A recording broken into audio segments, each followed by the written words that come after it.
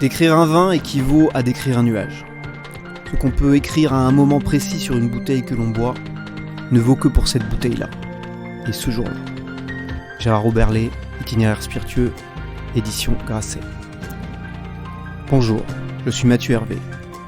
Bienvenue dans les 4 saisons du vin, le podcast de la rédaction de Sud-Ouest qui parle du monde du vin à Bordeaux et ailleurs, saison 1, épisode 4. Aujourd'hui, je reçois l'ami Fabrizio Buccella qui vient de commettre un livre très réjouissant intitulé « Pourquoi boit-on du vin ?» C'est paru chez Duno Éditeur. Alors d'abord, la précision d'usage, pourquoi boit-on du vin ? Mais toujours avec modération et dans une consommation responsable bien sûr, car l'abus d'alcool est dangereux pour la santé. Bonjour Fabrizio. Bonjour Mathieu. Alors qui est Fabrizio Buccella ? Pour les auditeurs qui ne te connaîtraient pas, on va faire un petit vrai faux. On va dire que Fabrizio Buccella est italo-belge. C'est assez juste, je suis né à Milan, j'ai habité quelques années et puis à 5 ans et demi, je suis arrivé à Bruxelles dans le bagage de mes parents. Tu as 47 ans. 45, une première précision effectivement. Tu es docteur en physique. Exactement, je suis docteur en physique de l'Université libre de Bruxelles et donc c'était ma première passion, la science, qui après m'a amené évidemment au vin. L'intitulé de ta thèse, c'était ? L'intitulé de ma thèse, c'était une étude des spectres normophoniques et dysphoniques des sons de parole, sons de parole voisés et non voisés. Voilà, c'était en deux mots, donc on analysait les différentes voix, entre guillemets l'enrouement vocal, et on essayait, au travers d'une analyse du signal de parole, de répertorier comment les voix étaient enrouées et surtout quels étaient les descripteurs et les marqueurs de cet enrouement. Alors, un virage professionnel, puisque ce qui nous intéresse ici, Fabrizio, c'est que tu es aussi sommelier, tu es aussi spécialiste du vin et de la bière. Exactement, de la bière, de la zytologie, comme on dit à Bruxelles, c'est-à-dire zytos et logos. Tu es directeur de l'école de dégustation Interwine and Dine, et tu enseignes l'œnologie et la technique de dégustation. Tu es aussi juré expert dans des concours internationaux. Exactement. Et tu interviens à l'Université de Bordeaux, au Master de droit du vin, c'est ça ? Oui, c'est bien dans le Master 2 du droit de la vigne et du vin, sous la présidence, sous la direction du professeur Ronan Raffray, qui est donc un des professeurs de l'Université de Bordeaux, et qui m'a fait le plaisir et l'honneur, depuis maintenant quelques longues années, d'intervenir au sein de ce programme. Alors, ce qui nous intéresse particulièrement ici, c'est que tu es aussi chroniqueur et écrivain. Tu es l'auteur d'un premier livre, ou peut-être en tout cas un premier livre déjà remarqué qui s'appelle « L'anti-guide du vin, ce que les autres livres ne vous disent pas ». Oui, paru chez Duno. Et tu viens de commettre ce nouvel ouvrage qui t'amène à Bordeaux, « Pourquoi boit-on du vin ?» Et alors c'est un livre, c'est une petite somme, puisqu'il y a quand même pas mal de boulot derrière, si je peux me permettre l'expression, si on se réfère au nombre de notes en appendice. Alors, première question, Fabrizio, comment t'es venue cette idée d'écrire ce livre avec cet intitulé « Pourquoi boit-on du vin ?» Alors, la question est très intéressante parce que quelque part, elle est un peu aussi au cœur de ce que je suis en partie, c'est-à-dire à la fois sommelier et énophile, énopote, énologue au sens étymologique et à la fois scientifique, donc effectivement physicien et avec un doctorat en sciences. Et alors ici, je voulais un peu fusionner ces deux facettes du personnage, à savoir la facette d'exploration plus scientifique et puis la facette d'exploration plus hédonique. C'est presque les deux cerveaux, le cerveau gauche et le cerveau droit qui se retrouvent fusionnés. Et je dirais que le livre, en fait, ça a été une double gestation. C'était en fait une gestation de 9 ans, presque à peu près, 9-10 années, qui sont en fait des cours et des conférences que j'ai données sur le vin, qui petit à petit, en fonction des moments, des interactions avec les étudiants, de mes recherches également, se sont formalisées dans les différents chapitres du livre. Et puis bien sûr, ça a été 9 mois, alors là une gestation plus classique pour la rédaction et la mise en forme de tout cela. Donc on s'est retrouvés avec cette chose, hein, cette double gestation, cette double facette, et avec une question-titre qui est fondamentalement la question qui revient quand même tout le temps lors de mes cours et de mes conférences, un peu en sous-jacente, un peu la question presque subliminale, en fait la question qu'on ne pose pas ou qu'on n'ose pas poser, mais qui est en fait fondamentale et qui est peut-être une des questions que me posent le plus quelque part mes étudiants, qui est de dire mais oui, on apprend à déguster, mais au fond pourquoi est-ce qu'on fait cette chose? Donc le pourquoi boit-on du vin, ça revient au pourquoi boire aussi. Exactement, ça revient également au pourquoi boire, à quelle est notre attirance, notre appétence pour cette boisson fermentée, parce que le vin a ceci de magique, que ça dure depuis des milliers d'années, cette opération, c'est écrit dans le livre. Et pourtant, on y est encore là aujourd'hui, c'est-à-dire qu'on, malgré le fait que ça dure depuis des milliers d'années, qu'il y a des débats dans tous les sens, notamment médicaux, hein, bien sûr, on les connaît bien en France, par rapport à l'abus ou le non-abus de la consommation de l'éthanol et notamment du vin, mais à la fin de l'histoire, il y a quelque chose qui est presque de l'ordre de la magie, qui fait qu'on y revient. Et le livre a voulu donner quelques clés de lecture, tout aussi en préservant sans doute un souhait d'essayer de nourrir à minima le lecteur, de peut-être lui montrer des facettes du vin qui étaient moins connues. Alors, ton livre se divise en 10 chapitres. Hein, il y a ces 10 chapitres toujours très très intéressants. Il y a un chapitre qu'on pourrait considérer un peu d'anthropologique. Il y en a un autre d'historique. Il y en a un qui se concentre plus sur la dimension biologique, un autre sur la dimension philosophique, un autre sur la dimension culturelle. Enfin bref, c'est vraiment une somme dans beaucoup de domaines. On va évidemment pas pouvoir, en termes de temps, et puis surtout c'est un livre qu'il faut lire aussi, on va pas tout dérouler, on va pas dérouler tout le propos. En revanche, on va s'arrêter sur une ou deux explications, et la première explication que tu formules, c'est une explication génétique. Pourquoi boit-on du vin? Et tu nous dis, c'est un peu la faute de nos ancêtres. Explique-nous tout ça. Oui, alors là vraiment je suis parti, si vous voulez, de l'idée de certains physiciens, astrophysiciens, qui est la fameuse idée du principe anthropique. Alors le principe anthropique consiste à dire que l'univers qu'on observe est tel qu'il est, parce que s'il n'avait pas été tel qu'il est, on ne serait pas en mesure de l'observer. Alors là, bien, mais alors quel est le lien, entre guillemets, avec l'éthanol ou avec le vin? Et là, l'explication consiste à dire que si nous n'avions pas été en mesure d'absorber quelque part la molécule d'éthanol, et donc bien sûr la boisson fermentée, eh bien on serait sans doute pas là pour en parler, et toute notre attirance pour le vin n'existerait pas, et on ne serait sans doute pas les êtres humains que nous sommes devenus. Alors, on peut dire, ok, c'est assez intéressant, mais hormis une petite digression intellectuelle, c'est un peu circulaire. Alors bien sûr, et le principe anthropique est ce que j'ai appelé très très modestement dans le livre, d'ailleurs je n'insiste pas beaucoup là-dessus, le principe énologique est en partie circulaire et en partie tautologique. Et d'ailleurs ça fait sa force, parce que tout principe circulaire se tient par rapport à lui-même. Mais on peut aller un tout petit peu plus loin, et on peut se dire, mais à quel moment, en fait, les êtres humains ont été en mesure de pouvoir absorber cette molécule d'alcool? Alors, ils ont été en mesure de l'absorber depuis à peu près une dizaine de millions d'années. Ça, maintenant, c'est relativement daté, c'est assez récent, hein, ces recherches. Et donc, on sait qu'il y a une dizaine de millions d'années, il y a une mutation génétique que vous, que toi et moi possédons, bien sûr. Alors, c'est le fameux gène, le A294V, c'est ça? Exactement, c'est le fameux A294V qui code l'alcool déshydrogénase, qui est la première protéine qui se trouve être en contact avec la molécule d'éthanol qui se trouve dans notre tube digestif et qui va en partie la cataboliser, c'est-à-dire en partie détruire cette molécule d'éthanol.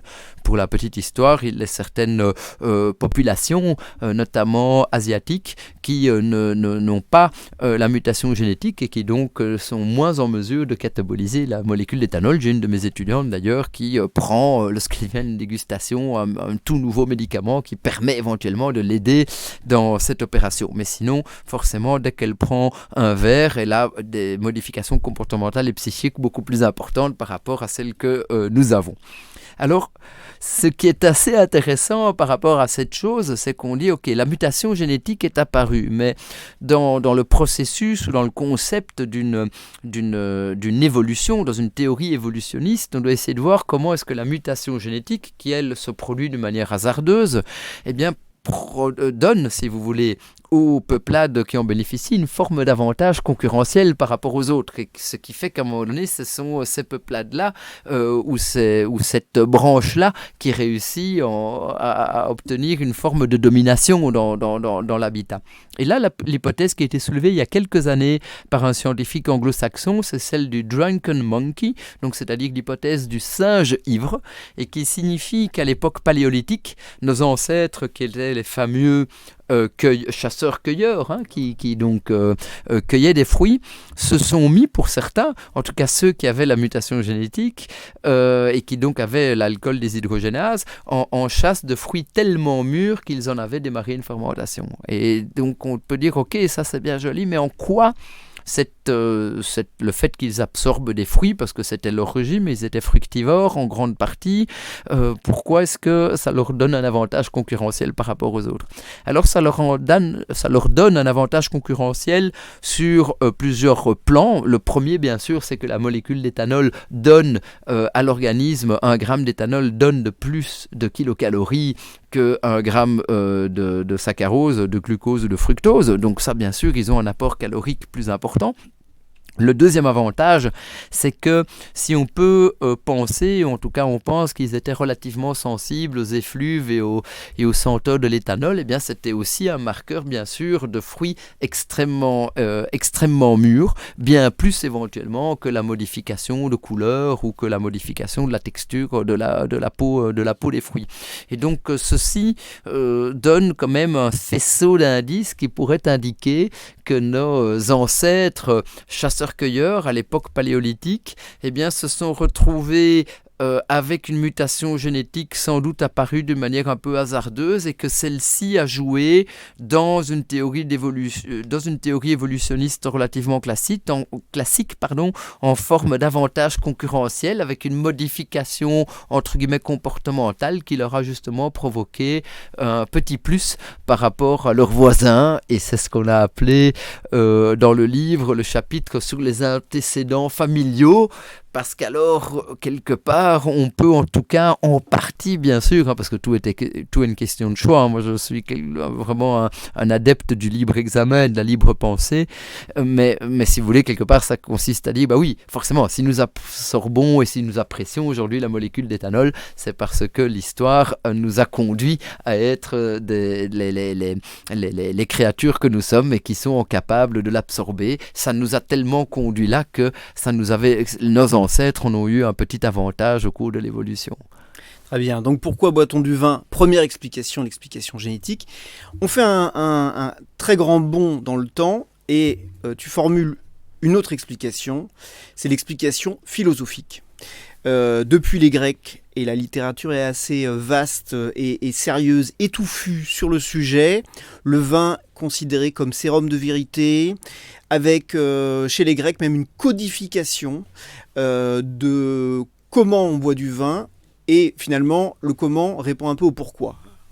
Exactement. Donc chez les Grecs, et en partie chez les anciens Romains aussi, les anciens Grecs et Romains, le vin servait en mode de communication, bien sûr verticale avec la divinité, et en partie en mode de communication horizontale avec ses semblables, et notamment la figure de style imposée du symposion, cette espèce de banquet antique où il fallait boire d'une manière codifiée sous les instructions du symposiarque. alcoolique. Donc il ne s'agissait pas de boire comme, quand et quand vous le souhaitiez.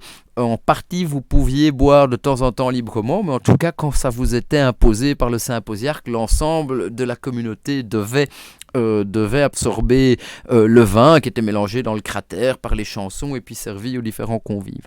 Et donc, on se retrouve là au cœur, si vous voulez, en partie du réacteur philosophique qui consiste à dire, mais pourquoi est-ce que on avait créé cette figure de style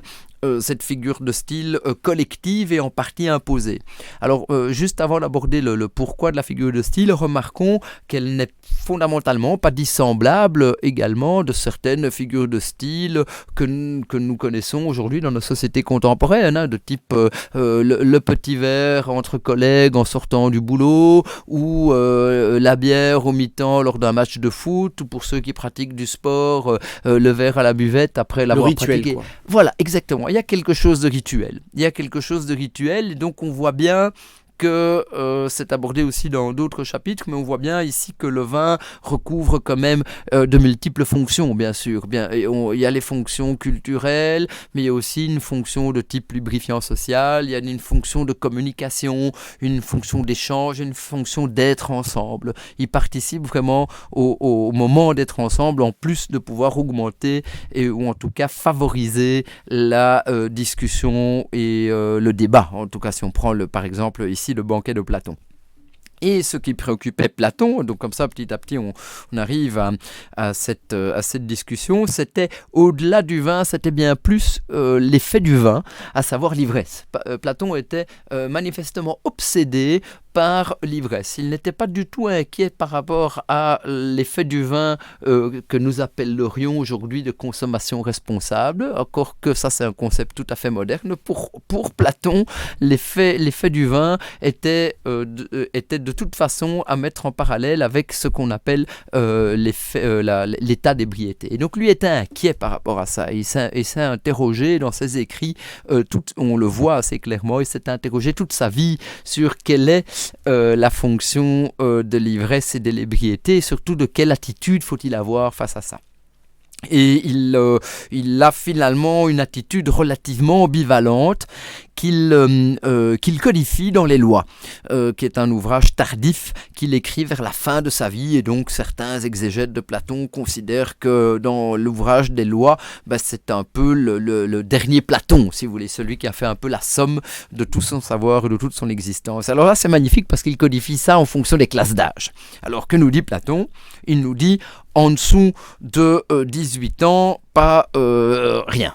Là, il y a un vrai parallèle avec notre société. À là, 100%. Au moins, voilà. Ah, ça, c'est vraiment très très clair. Donc lui, il dit effectivement, pour les enfants, avant la majorité, il n'y a pas une goutte, il n'y a pas lieu de donner le vin, ce fameux vin qui rajoute du feu au feu de l'âme. Il dit les jeunes et les enfants ont déjà suffisamment de feu à l'intérieur. Le feu de la jeunesse, il n'y a pas besoin d'aller mettre du feu sur le feu. C'est en ces termes, si mes souvenirs sont bons, en tout cas en termes de traduction, je ne l'ai pas lu dans le texte, j'ai dû le lire bien sûr en traduction, qu'il l'exprime.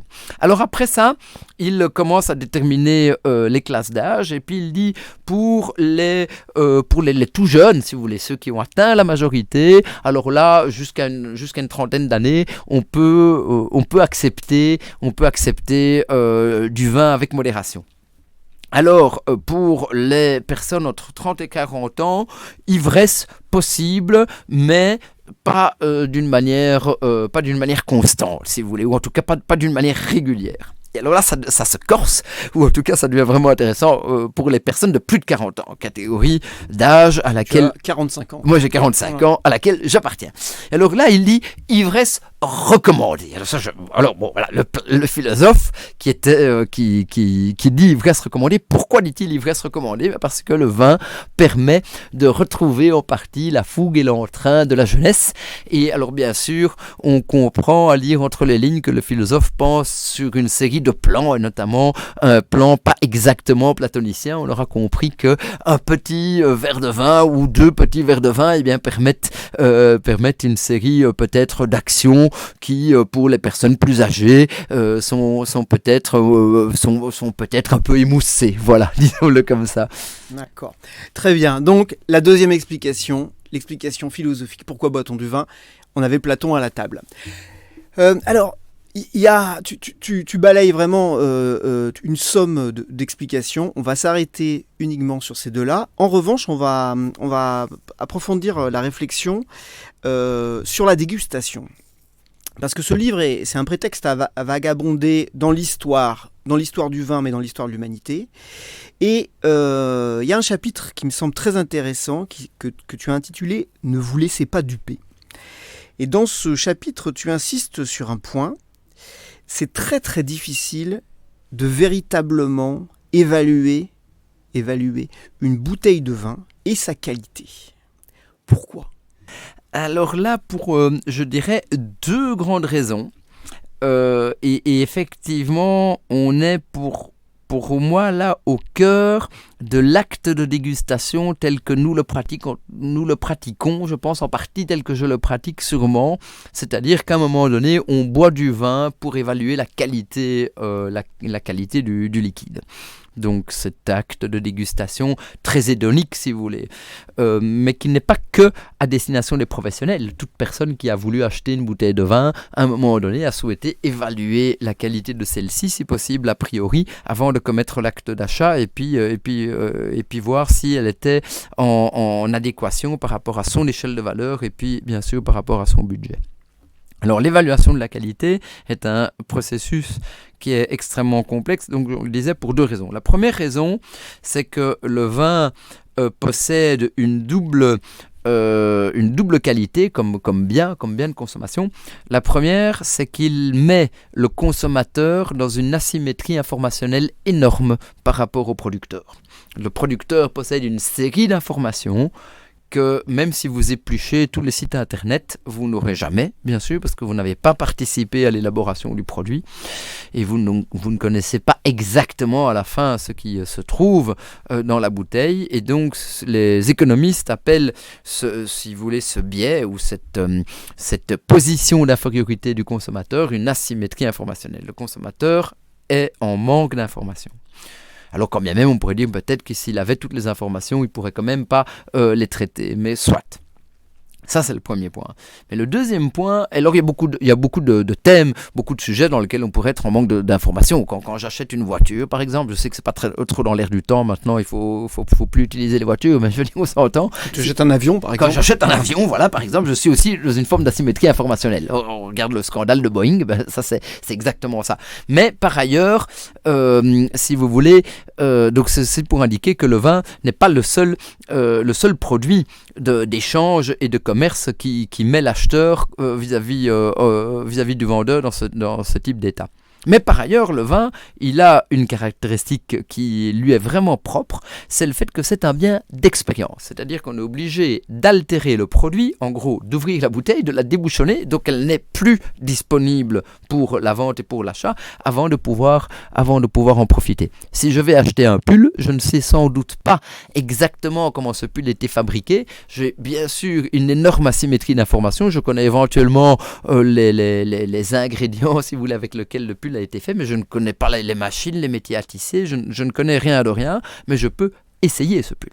Et en essayant le pull, je ne l'ai pas altéré. Le vin, c'est pas possible. Je suis obligé d'ouvrir une bouteille, de me verser un verre et puis de l'essayer. Donc c'est ce qu'on appelle un bien d'expérience, où l'acte même qui consiste à le déguster va en fait altérer irrémédiablement le produit, vu qu'on ne peut plus avoir la bouteille telle qu'elle existait auparavant. Et ça crée vraiment quelque chose de particulier et de compliqué dans le processus d'évaluation de la qualité. Mettez à cela qu'au moment de la dégustation, le dégustateur va devoir utiliser deux plans conceptuels très très différents. Le premier plan, c'est justement son arrière-plan, c'est-à-dire sa connaissance du sujet, sa connaissance du domaine, comme dans n'importe quel domaine d'expertise. Vous posez une question à un juriste, par exemple, ou un avocat par rapport à un sujet, il va éventuellement pouvoir vous remettre une réponse relativement argumentée. Ça, c'est un domaine d'expertise relativement classique. Mais le vin, vous devez non seulement avoir un arrière-plan relativement vaste et fourni, mais en plus, vous devez faire confiance à vos propres sens.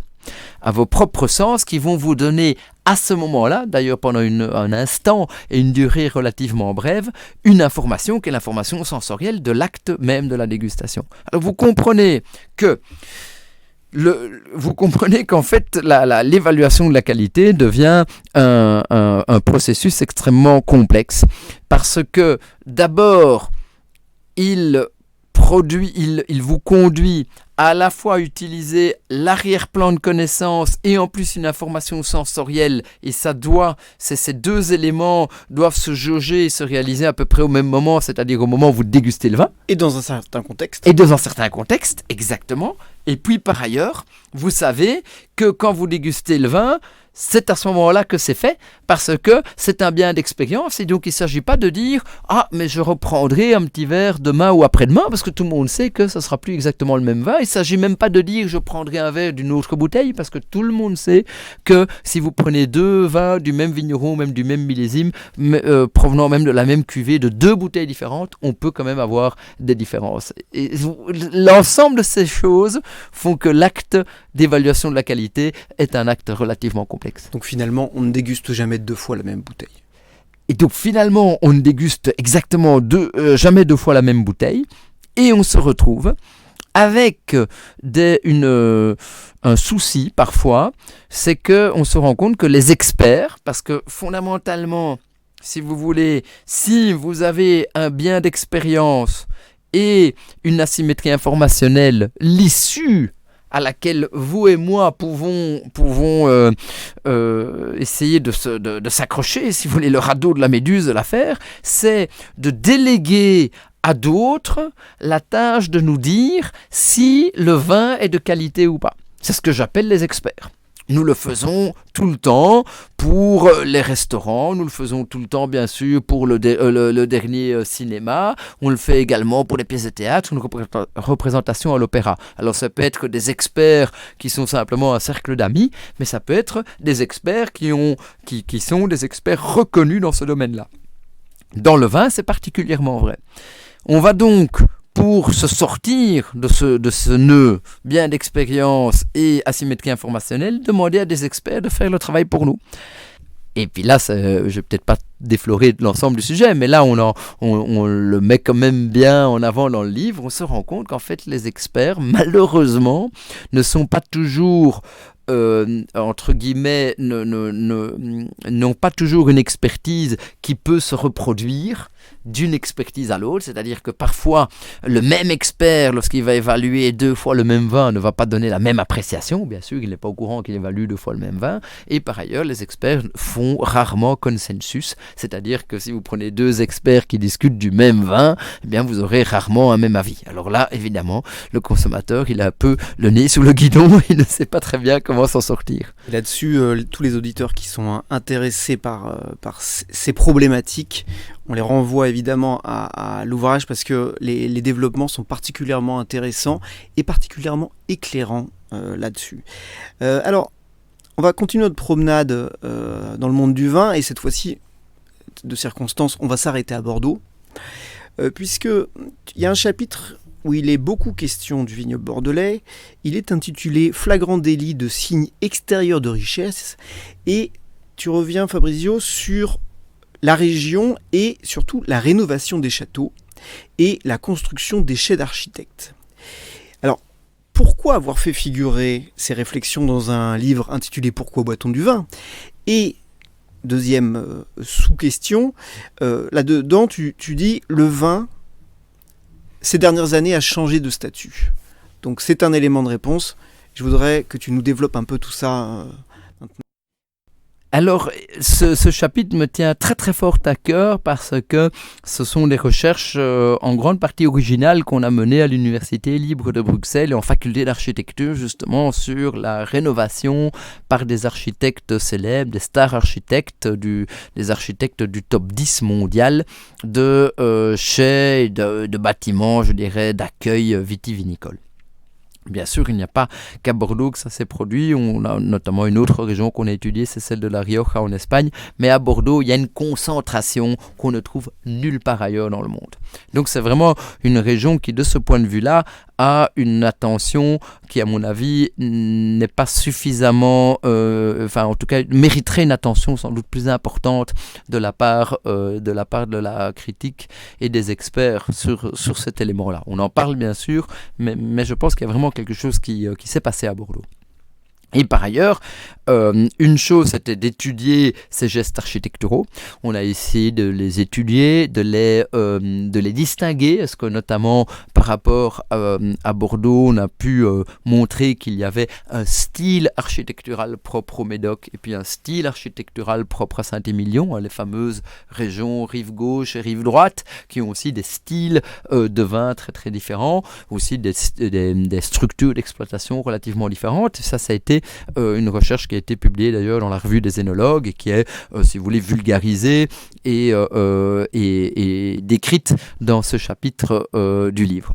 Et l'hypothèse que nous formulons est que, en partie, au tournant du XXe siècle, donc du XXIe siècle, pardon, excusez-moi, donc les années 2000, le vin change de statut, effectivement, comme vous l'avez évoqué, comme tu l'as évoqué. C'est-à-dire que le vin devient, pour certains vins bien sûr, mais suffisamment important pour que ça a quand même une influence sur le système, c'est que certains vins en fait deviennent ce qu'on a appelé des vins archétypes, qui en fait sont des vins de type objets muséaux, qui sont des vins dont on parle plus qu'on ne les boit. À cet égard, j'ai une anecdote, c'est qu'il m'arrive d'intervenir dans des écoles de sommellerie, en France notamment, et en Belgique également, et j'ai les étudiants qui m'expliquent que par exemple, ils disent oui mais vous savez, Château Cheval Blanc, ou Château Margaux, ou Château Yquem, nous monsieur, ils me disent, on doit en étudier les descriptions dans les livres. Alors, je me permets justement de citer, parce que j'ai surligné ce passage, où tu dis, le futur sommelier doit parler d'un vin qu'au fond il ne dégustera probablement jamais. La séparation se fait entre les vins qui sont achetés pour être consommés et les autres, dont on parle plus qu'on ne les boit. Ces derniers sont des archétypes. Et donc là, c'est à la fois triste et en même temps, il y a cette part de rêve. Et beaucoup de grands vins de Bordeaux, effectivement, désormais appartiennent à cette catégorie-là. Voilà, exactement. Et beaucoup de vins de Bordeaux appartiennent à cette catégorie-là. Et en partie, le nouveau chai constitue une forme d'enveloppe construite, une forme de musée, si vous voulez, pour mettre en avant ces vins. Que le nouveau chai soit ouvert aux tout venants ou simplement sur rendez-vous, il est entre guillemets aujourd'hui, pour l'ensemble des auditeurs qui nous écoutent, sans doute plus facile pour eux d'envoyer un petit message électronique et de réussir d'une manière ou d'une autre à travers un club de dégustation, avec un groupe d'amis, une réunion de famille, de se faire recevoir, ne fût-ce qu'une demi-heure ou une heure à Château Cheval Blanc ou à Château Margaux, que de déguster les vins. Sauf bien sûr, sauf à avoir un compte en banque avec quelque part une forme de crédit limité, si vous voulez, ou tellement grand qu'il en est virtuellement illimité, ou infini, disons-le. Mais sinon, il est quelque part, on va avoir l'expérience, et donc on va avoir une forme de l'idée ou du goût du vin en visitant un chai. Cheval Blanc refait par Christian de Portzamparc, architecte français du top 5 ou du top 10 mondial. Le Château Margaux refait tout récemment par Norman Foster. On aura une idée du vin, mais en fait on n'aura jamais ce vin qui sera ouvert à table dans une manière simple. Et même les professionnels, vous et moi, on déguste ce vin très très très rarement, et quand on le déguste, c'est 2 centilitres dans le verre, dans une ambiance qui n'est pas qui est une ambiance tout à fait particulière de dégustation professionnelle. On n'est pas avec une bande de potes en train d'ouvrir la bouteille et de casser la croûte. Et donc ces vins, ils ont changé. Ils sont passés dans une autre dimension. Ils ont créé quelque part leur propre division, pour reprendre un terme d'amateur de football. Et le chai architectural est si vous voulez, un exemple de cette affaire, et joue aussi le marqueur différenciant. Parce que ça, c'est un des éléments qu'il est important de noter, c'est qu'en fait, quand vous êtes au top, à un moment donné, vous devez continuer à investir pour rester au top, parce que sinon, vous risquez de diminuer. Et l'idée de l'investissement sera toujours d'essayer de vous démarquer de vos voisins, d'essayer d'être différencié par rapport aux autres. Et donc on assiste à ce que j'ai appelé une forme de détournement, mais accepté bien sûr, de notoriété entre le château célèbre, l'architecte célèbre et l'acheteur fortuné. Et puis en utilisant cette phrase, en disant voilà, quand un acheteur fortuné, il sirote un verre de Margaux, il boit un peu du Norman Foster. Mais inversement, Norman Foster était tout honoré d'être appelé à la rénovation de Château Margaux, parce qu'il n'y a jamais qu'un Château Margaux au monde, et c'est sur lui, Monsieur Norman Foster, que c'est tombé. Mais Château Margaux, il a quand même pris Norman Foster, que peut-être les spécialistes considèrent un des meilleurs architectes au monde, peut-être dans le top 2 ou dans le top 3 mondial. Il n'a pas été prendre un excellent architecte qui n'était en dehors du top 3. Et donc chacun donne un peu de sa notoriété dans une forme de cycle transitif, si vous voulez, de détournement de notoriété, et ça permet, d'une manière en fait je trouve extrêmement intelligente, extrêmement moderne, à des vins qui ont tout, qui ont le terroir, qui ont l'histoire, qui ont la critique, qui ont le succès, notamment dans les pays américains ou asiatiques, eh bien ça leur permet d'avoir encore un petit marqueur différenciant qui fait qu'ils sont encore un peu plus exceptionnels. Voilà, comme quoi l'imagination est sans limite à ce niveau-là.